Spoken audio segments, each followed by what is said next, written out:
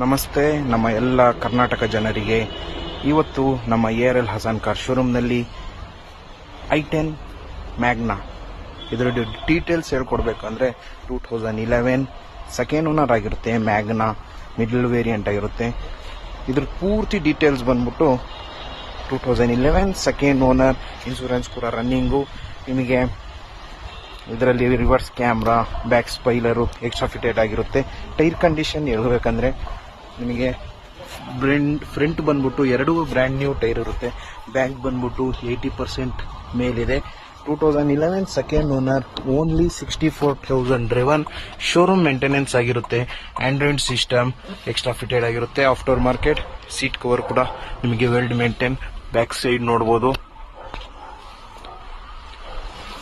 2011 second owner, insurance running, central lock, AC, power steering, 4 power windows ಎಲ್ಲ ಕೂಡ ಇದರಲ್ಲಿ available ಇದೆ.